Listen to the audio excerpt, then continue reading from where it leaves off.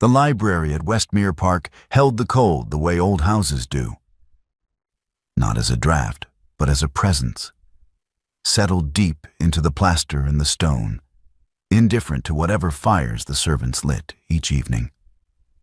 Genevieve Ainsworth had come down before 5 in the morning in her shawl and slippers, her breath visible in the gray light, because she had left a book on the window seat the night before and could not sleep without it. The house was silent. The guests were sleeping. She crossed the hall in her stockings, one hand trailing the wainscoting, and she was 3 steps from the library door when she heard her husband's voice from the smoking room across the corridor. That particular voice he used when she was not in the room, the one that was looser and lower and belonged entirely to himself. She heard Marcus Thane's laugh first, and then she heard Hugo say it, bored and drawling, as though the words were something he had rehearsed without meaning to. "She'll beg me to come back." A beat of silence, and then Marcus laughed again, and the sound of it, easy, satisfied, moved through the cold hall like something she could feel against her skin. Genevieve looked at her hand on the doorframe. She looked at her fingers, at the ring she had worn for 11 months, at the particular stillness of her own knuckles. Then she straightened, walked to the library, picked up her book from the window seat and carried it upstairs.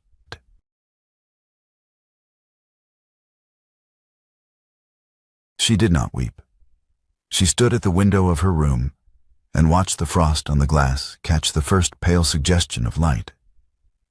And she tapped her thumb against her forefinger, once, twice, 3 times. The way she did when she was working something out. She was working something out. By the time she heard the first maid on the back stair, she had counted what she had. 1 trunk's worth of her own clothing and books, the modest income from her first husband's estate, and the memory of something the late Viscount Harlow had mentioned once at dinner, almost in passing, the way he mentioned most things, about a printing shop on a side street near the Bath Abbey that had gone to ruin when the pressman died. She had not thought of it since. She thought of it now. She wrote 2 notes, one to the housekeeper, brief and civil, indicating that she was called away on a private matter and that Lord Westmere should not be disturbed. The second to her own solicitor in London, which she sealed and left with the under footman to post. She did not write to Hugo. She had nothing to say to Hugo that she could put in a letter, and she was not prepared to say it in person, because if she said it in person, she would have to look at his face, and she was not yet certain what she would do if she looked at his face. She arranged a carriage to Bath through the stables, citing a family matter, and she was dressed and waiting at the side door when the driver came around. The carriage moved through the Wiltshire lanes in the early gray morning, frost on the hedgerows, the sky still undecided between dark and light. Genevieve sat with her book open on her lap and did not read it. She looked at the passing fields instead, and somewhere between the 2nd and 3rd mile, a memory arrived without her permission. The evening before their wedding, Hugo's hand at the small of her back as he helped her into a carriage outside her father's house in Somerset. He had been attentive in those days, unhurried, his hand steady and warm through the silk of her dress, his attention entirely on her and not on the assembled family watching from the steps. He had steadied her into the carriage, and then stepped back and looked at her with something in his face that she had believed, at the time, was genuine. She had believed quite a lot of things at the time. The memory arrived, and she examined it the way she examined everything, carefully, without flinching. And then she put it away. She understood, sitting in the cold carriage with her book unopened, that it was the last time he had touched her without an audience. Every kindness after that had been performed for a room. She had not seen it happening. She saw it now. She tapped her thumb against her forefinger and watched the frost fields pass and did not look back toward Westmere Park. Bath received her without ceremony, which was what she wanted. She took a room at a quiet house on a respectable street, ate a modest supper alone, and slept 8 hours without dreaming. In the morning, she went to find the printing shop. It was on a narrow street that ran parallel to the Abbey yard, pressed between a glover's and a stationer's. Its sign faded to near illegibility, and its window filmed with the particular gray dust of a place that has given up expecting customers. The door was unlocked. Inside, the smell hit her first. Ink and lamp oil and something older underneath. The smell of paper that has been handled and handled and handled over years until it carries the warmth of all those hands. A young man was standing at the back of the shop beside an iron press, staring at her with the expression of someone who has not seen a customer in some time and is not entirely sure what to do with one. "Are you the pressman?" Genevieve asked.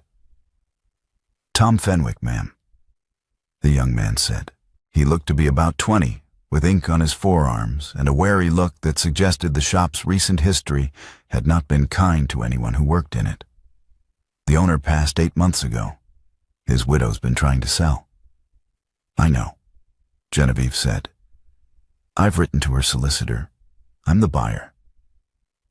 She looked around at the press, the type cases, the stacked reams of paper going soft at the edges, the bindery table along the far wall with its tools laid out in a row. "I should tell you that I know nothing about printing." Tom Fenwick looked at her with the careful expression of a young man deciding whether to say something inadvisable. He decided against it. "Show me the type cases," Genevieve said. He showed her the type cases. She touched the individual letters, turned them in her fingers, felt the weight of them and the precision of the casting. She asked him to explain how they were set, and he explained. And she asked him to show her, and he showed her.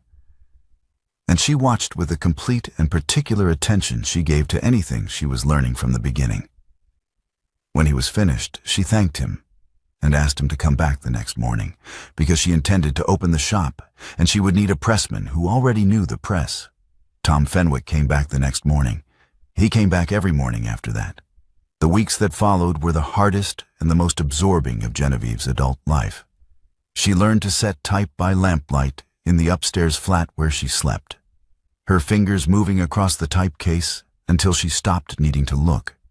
She learned to calculate paper costs against print runs, to negotiate with the paper merchant on the Milsom Street end, to assess the quality of ink by rubbing it between her fingers the way Tom showed her. She cut leather for bindings until her hands were stiff and smelled of the tannery, and she sewed signatures until the stitching came out even, and she made mistakes and corrected them, and made different mistakes and corrected those too.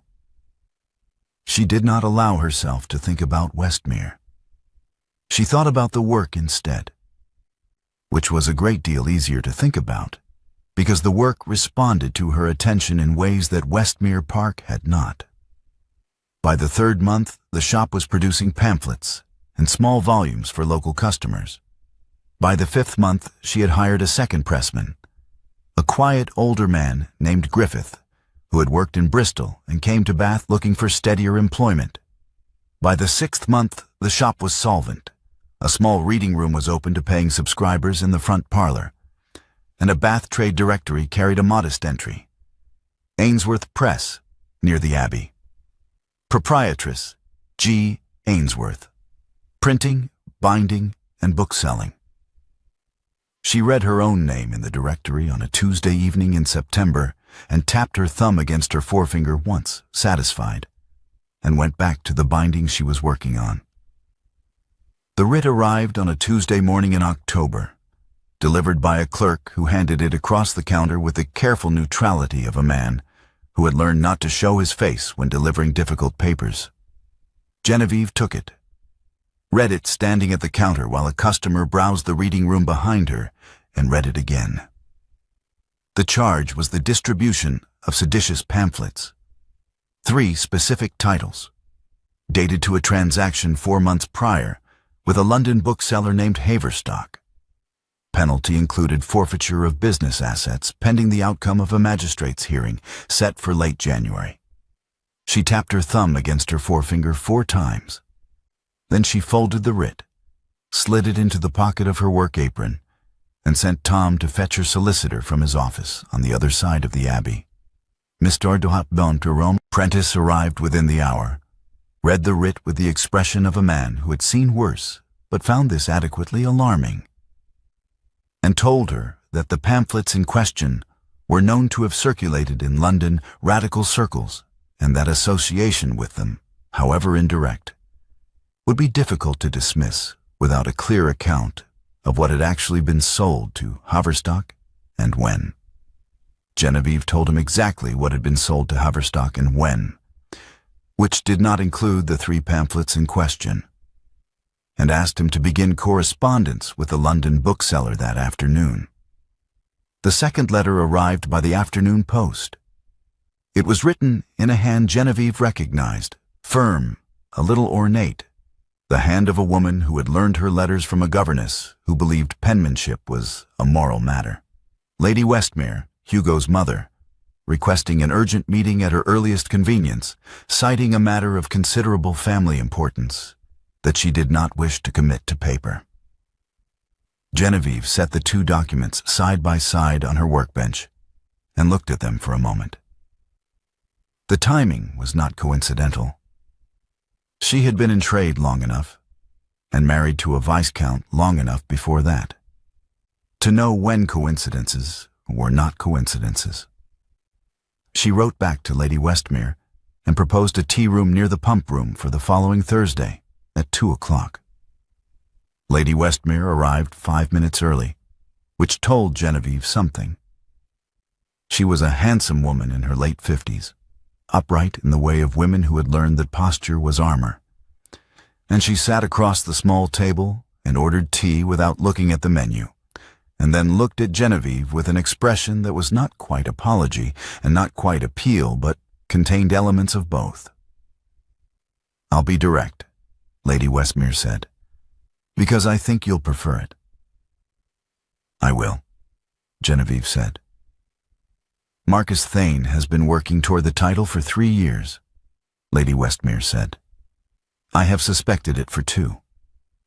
I have had it confirmed in the last month by a man in London who keeps track of such things for a fee." She paused, set down her teacup. "My husband's death 2 years ago, the fall on the east stair, was ruled accidental. I am no longer certain it was." Genevieve said nothing. She waited. "The writ against your shop," Lady Westmere continued, "is not a coincidence. Marcus needs the marriage dissolved to clear his path.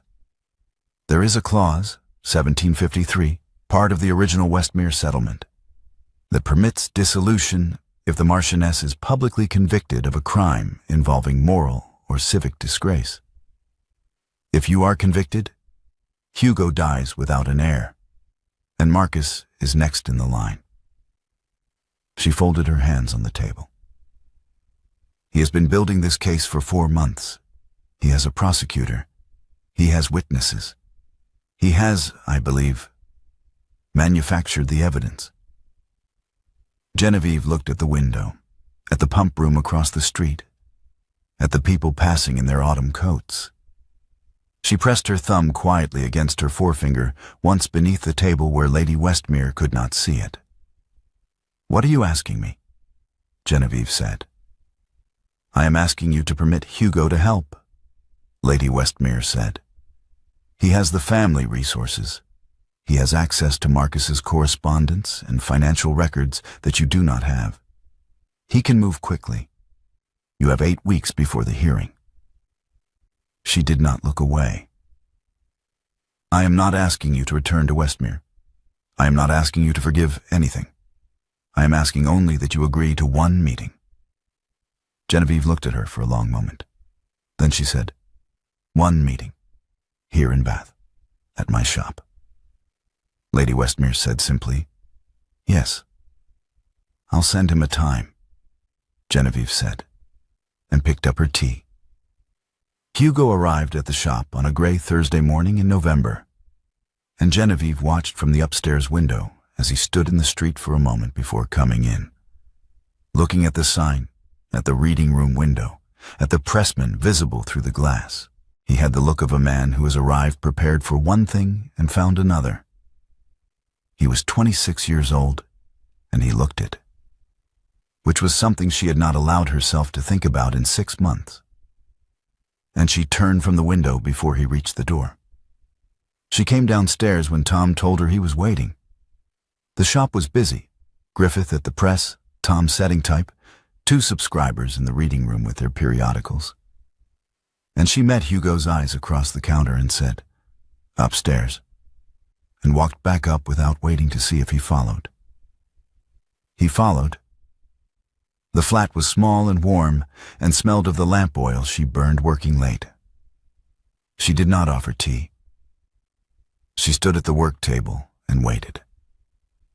Hugo looked around the flat, at the ledgers stacked on the shelf, at the typed specimen sheets pinned to the wall, at the half-finished binding on the table. And then he looked at her, and something in his face shifted in a way she did not have a name for. "I'll tell you what happened," he said. "All of it." She met his gaze steadily. "You will." He told her.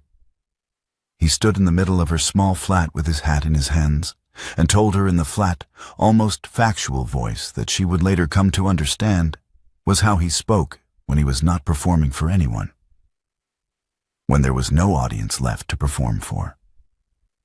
Marcus had been making remarks at dinner for months. "Does the marchioness permit you that second glass, cousin? Does she choose your waistcoats as well?" Small things said in company, said with a smile, said in the tone of a man who is only joking. And Hugo, 25 years old and proud and not yet wise enough to see what was being done to him, had begun performing indifference to prove a point to a man he should have ignored. He had made remarks of his own.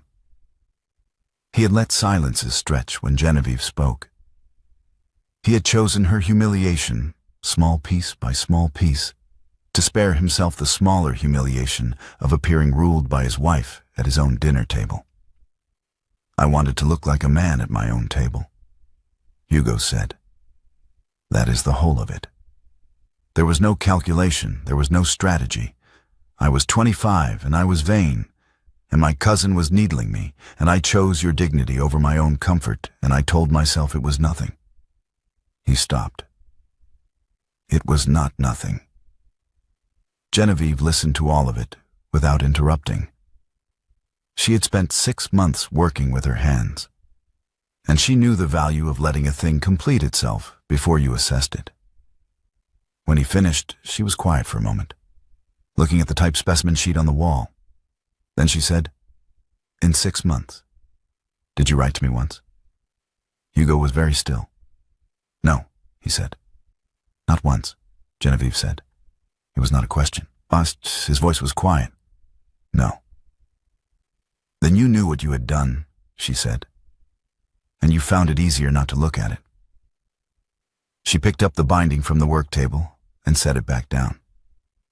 "Leave, please." Hugo left. She heard his steps on the stair and the bell above the shop door, and then the street outside was quiet. She sat down at the work table and tapped her thumb against her forefinger for a long time, not counting anything in particular, just feeling the rhythm of it under her hand. Then she opened her correspondence ledger to a fresh page and wrote 3 letters. One to Haverstock, the London bookseller, requesting a full account of the transaction in question. One to Mr. Prentice, her Bath solicitor, instructing him to begin building an independent defense. And one to a Printers Guild contact in Bristol, who she believed might know something about the pamphlet's origins. She sealed all 3 letters herself. She did not write to Hugo. Tom Fenwick came to her flat on a Tuesday evening in November, 3 weeks after Hugo's visit, and asked to speak privately. He was pale in the way of someone who has been pale for some time and is tired of carrying whatever is making him pale. He sat in the chair she gestured him toward and held his cap in both hands and did not look at her. "I need to tell you something," Tom said. "I should have told you before the writ came. I didn't. I was afraid. And I'm telling you now because I can't carry it any longer, and because what they're doing to you isn't right." Genevieve sat across from him and waited. 2 months before the writ arrived, Tom said, "A man came to the shop when you were at the solicitor's. He said he was from a London publishing house, and he had a small order, 3 pamphlets already printed, just needed to be included in the next stack going to Haverstock." Tom's hands tightened on his cap. "He paid me £4. I put the pamphlets in the stack. I didn't read them. I didn't think about it until the writ came, and then I read them and I—" He stopped. "I'm sorry. I'm very sorry." Genevieve looked at him for a long moment. "You have the bank draft," she said. Tom reached into his coat and produced a folded paper. He held it out to her. "Yes, ma'am." She took it, unfolded it, and read it. The signature at the bottom was clear and unhurried, the signature of a man who had not thought to disguise himself because he did not believe anyone would look. Marcus Thane. She set the draft on the work table. She looked at it.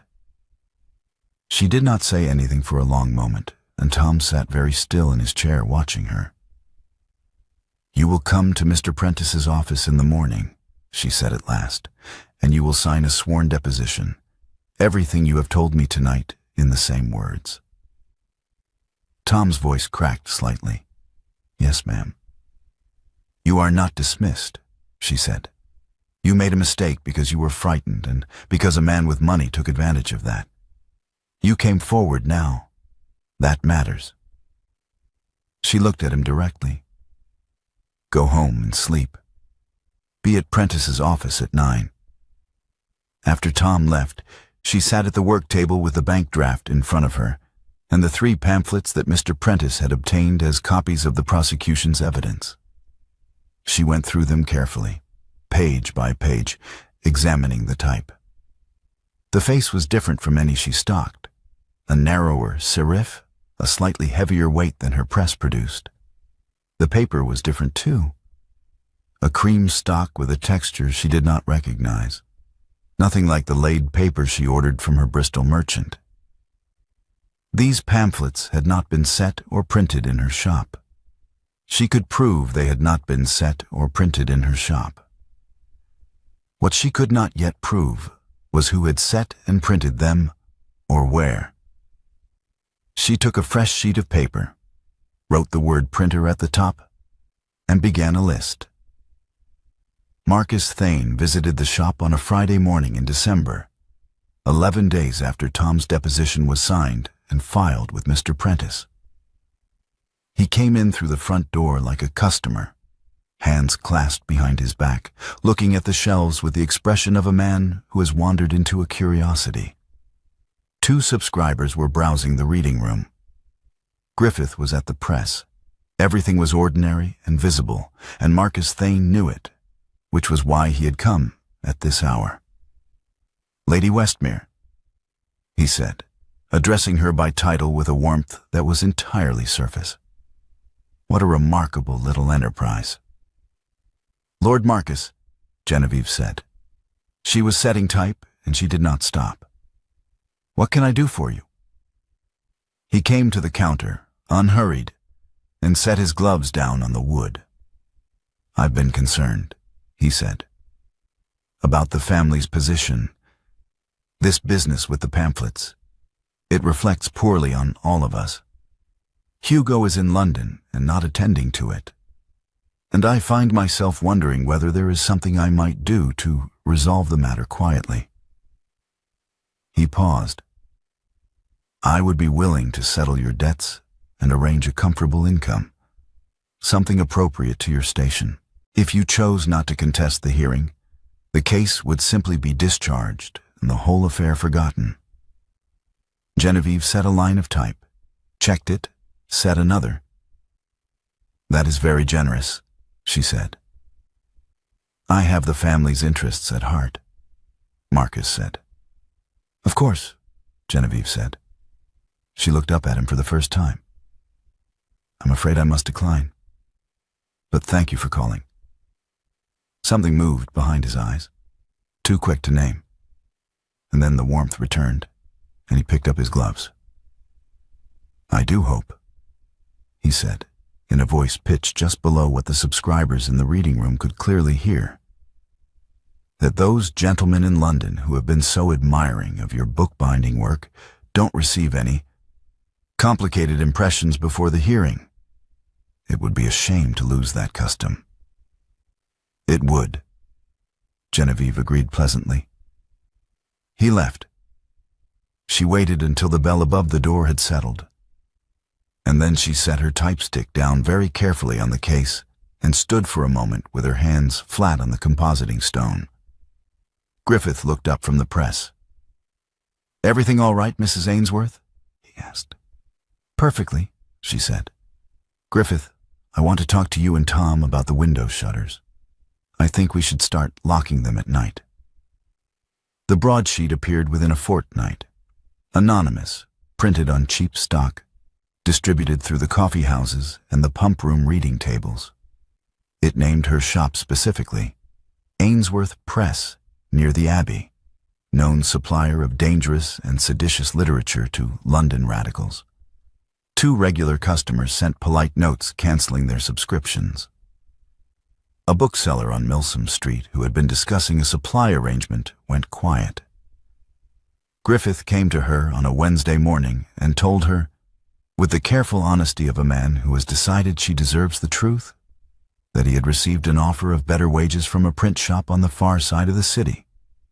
He had refused, he said, but she should know. "Why did you refuse?" Genevieve asked. Griffith looked at the press for a moment. "Because I've worked for 6 different print masters in 20 years, he said, "and you're the only one who ever asked me whether the type was set correctly before you asked whether it was set quickly." The shop window was broken on a Thursday night. A stone through the lower pane, the glass scattered across the floor of the reading room. No note, no injury, nothing taken. Genevieve and Tom and Griffith replaced the glass themselves the following morning, working in the cold with their breath showing. And when it was done, she made them all tea upstairs, and they drank it standing at the work table. That afternoon, she sat down and wrote 3 short essays, set in her own type, printed on her best stock. On the freedom of the printing trade, being a response to anonymous accusations lately circulated in Bath. Clear, specific, naming no names but leaving nothing ambiguous. She had them ready by Friday and gave them away free at the door on Saturday morning. Bath Society, which had been watching the affair with the particular attention Bath Society gave to anything involving a marchioness and a print shop, divided with some enthusiasm. The reading room filled with subscribers who came, Genevieve suspected, partly for the periodicals and partly to demonstrate a position. 2 new booksellers made inquiries about supply arrangements. A clergyman wrote to the Bath Chronicle in her defense. An anonymous correspondent wrote to the same paper calling her a dangerous radical, which brought in 3 more subscribers. She was busy. She was more frightened than she had been at any point since the writ arrived. She did not show either of these things to anyone, except, occasionally, the type cases at 3 in the morning. Hugo's first letter arrived on a Monday, addressed to her shop in his careful hand. It was not a letter asking forgiveness. It was not a letter requesting entry to Bath. It was a letter containing findings. He had traced the pamphlets to a small print shop in a lane off Cheapside, he wrote, through a combination of the type specimen she had sent to Mr. Prentice and a contact at the stationer's company who recognized the paper stock. He believed he could secure a sworn deposition from the printer identifying Marcus by face, but he needed 4 more weeks. He asked only one thing.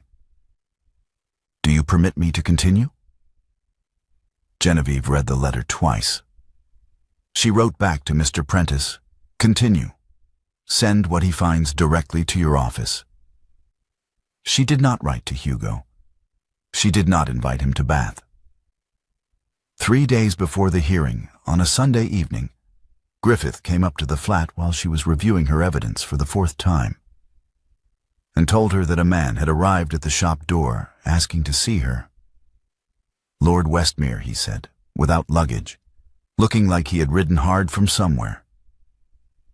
"Tell him I'm not available," Genevieve said. "He said to tell you he won't come in," Griffith said.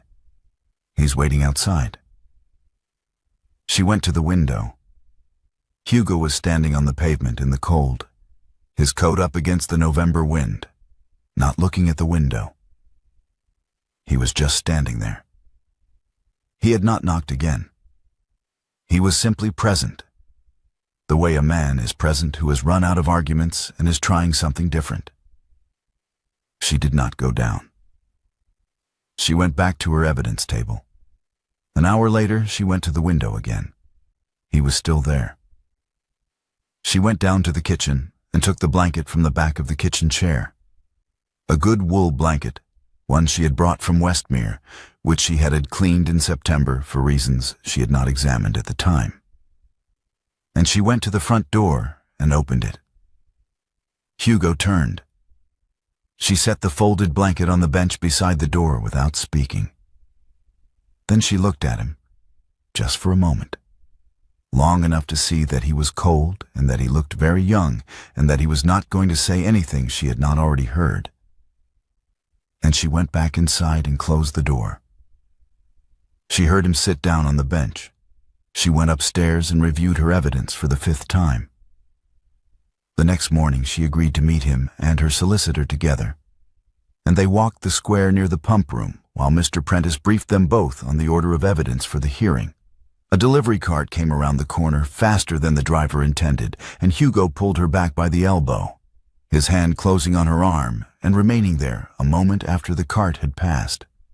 She looked down at her hand, where it extended beyond the cuff of her glove, ink under the nails, a cut on the first finger from the paper guillotine, the hands of a woman who worked.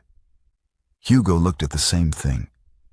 Neither of them said anything, and they walked on.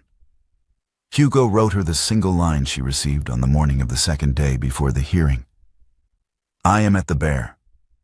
I will not come to you. Send for me only if you wish to." She did not send for him that day or the next. On the 3rd night, the night before the hearing, Genevieve could not sleep.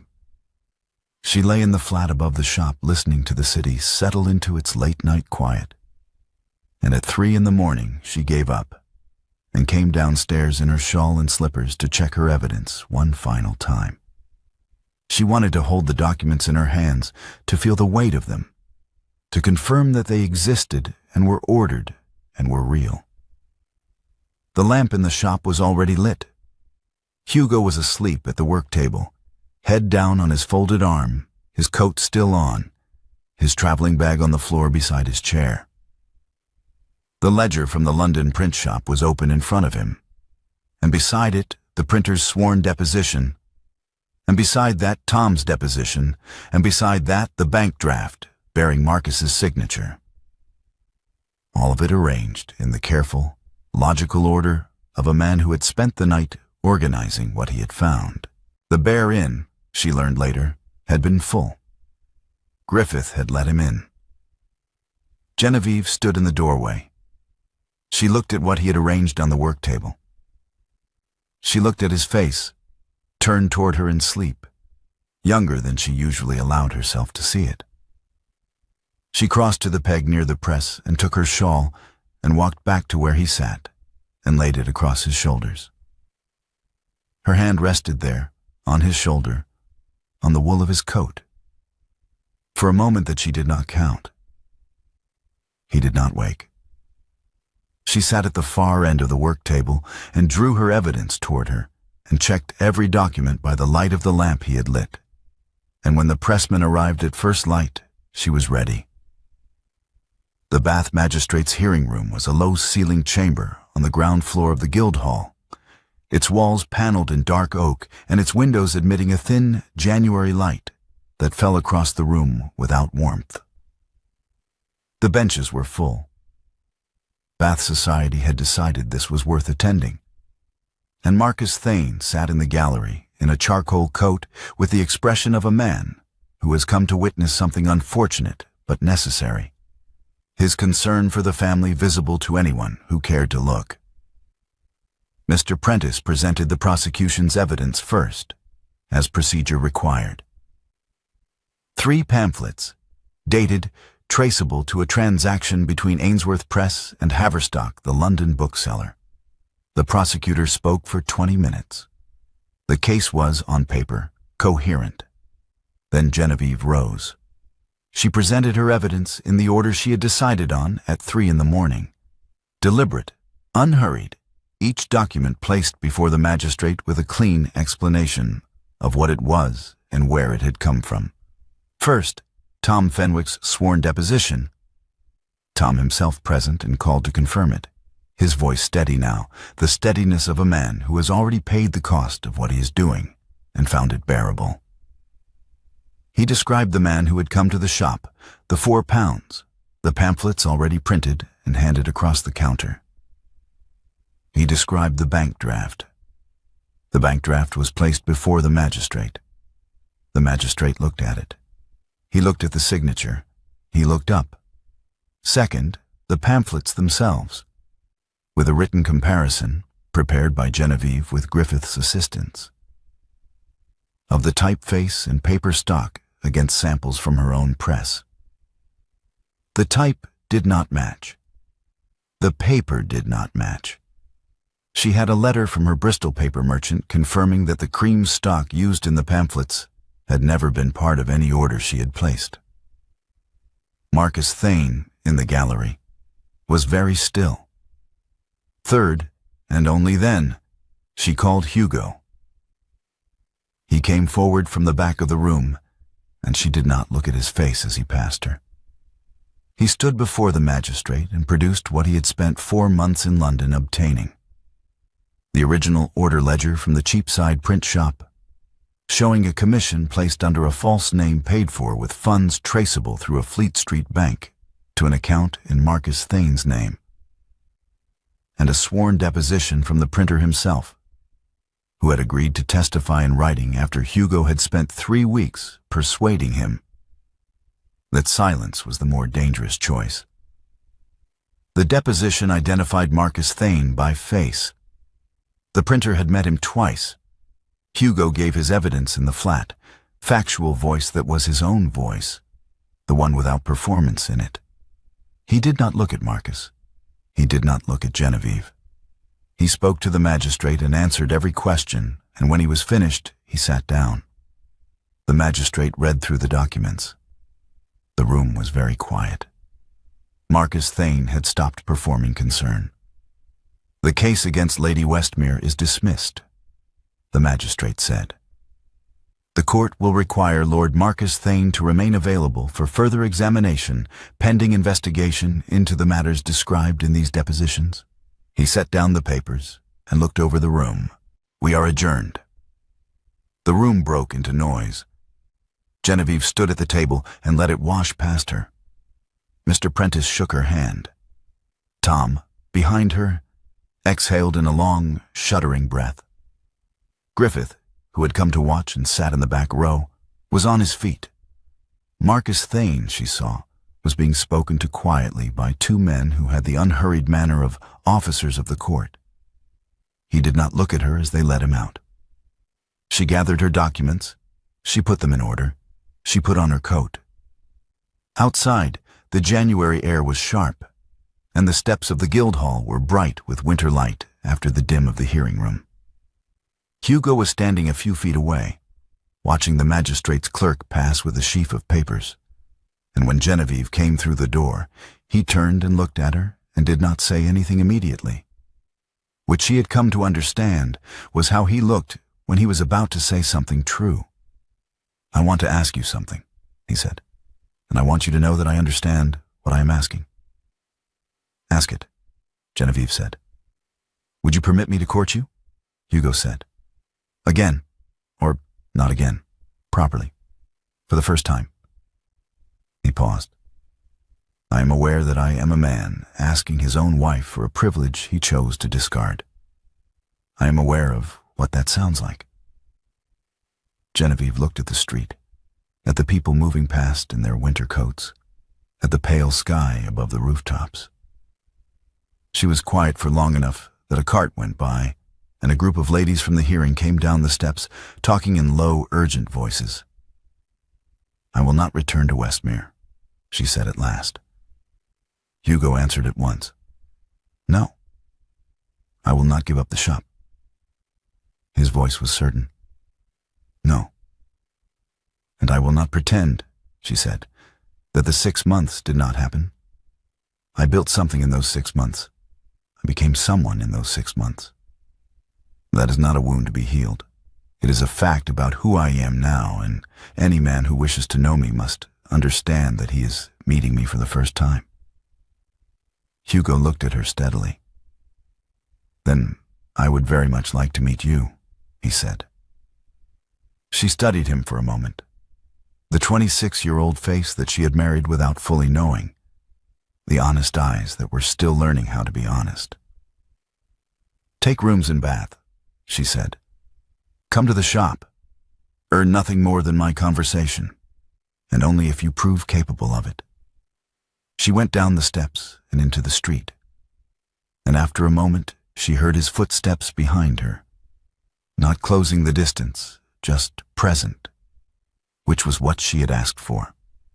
Hugo rented rooms on a quiet street 10 minutes' walk from the Abbey and presented himself at the shop the following Monday morning. He did not ask to see Genevieve.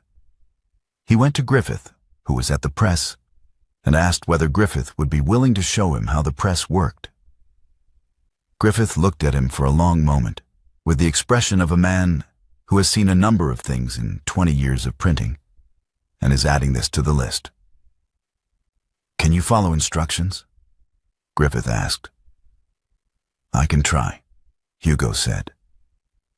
"That'll do," Griffith said, and handed him an apron. He came back the next day with ink on his hands.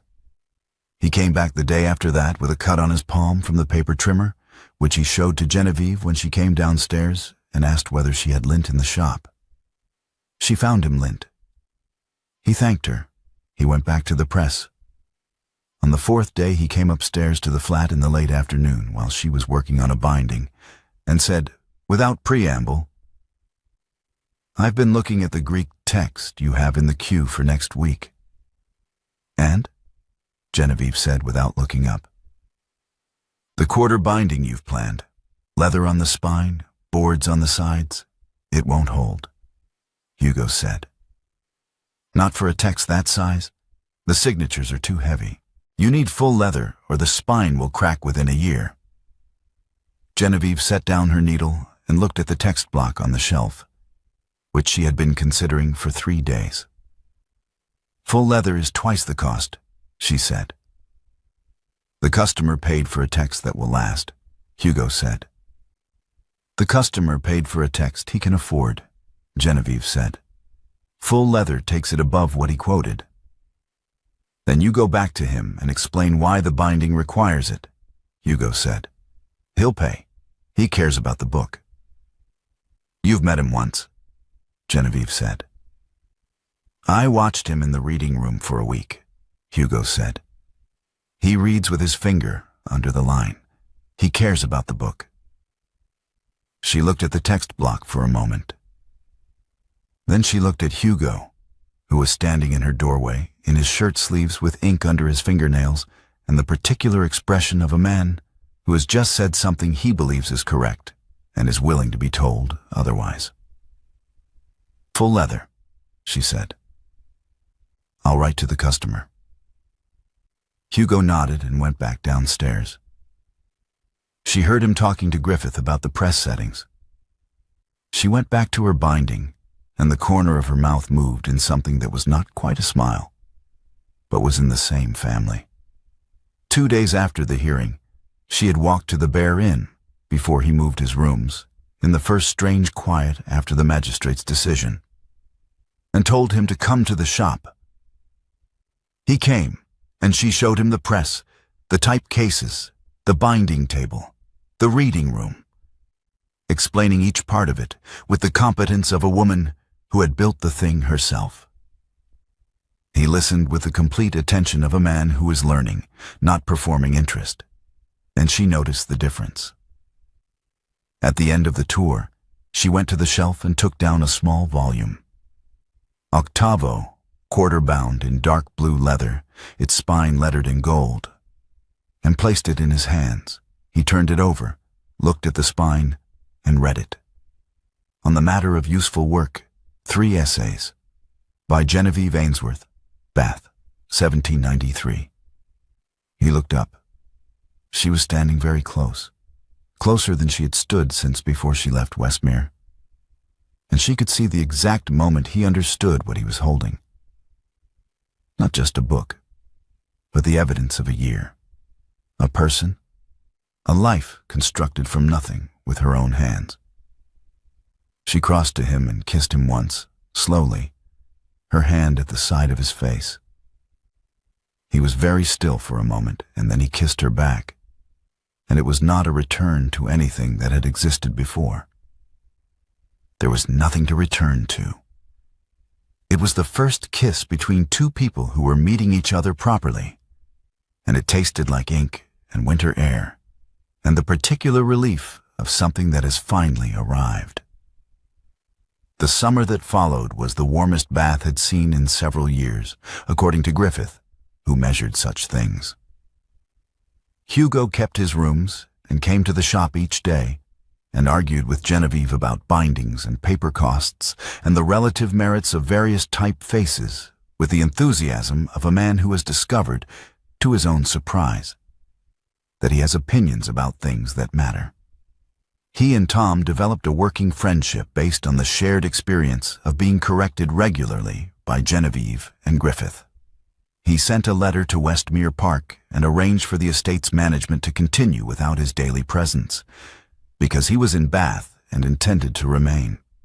On a late summer evening, when the light came through the shop windows at a long golden angle and the press was running with the rhythm that Genevieve had come to find as natural as breathing, she and Hugo sat at the work table with 2 cups of tea between them and a new volume on the binding rack behind them. The spine of the volume caught the light as the press moved. A small edition, modest in scope, significant in what it represented. Genevieve had set the type herself. Hugo had trimmed the boards and helped with the sewing. The spine read, Genevieve and Hugo Ainsworth, Bath. She looked at it for a moment, and then looked back at her tea. Hugo was reading a proof sheet, his finger moving under the lines the way she had noticed he did when he was reading something carefully, the way the Greek text customer did. Outside the window, Bath went about its evening business, and the press ran on, steady and even, and the lamp on the work table burned between them, and the room smelled of ink and leather and paper and the particular warmth of a place that has been worked in by people who care about the work. She tapped her thumb against her forefinger once, not calculating, not counting, just the habit of it, and picked up her tea.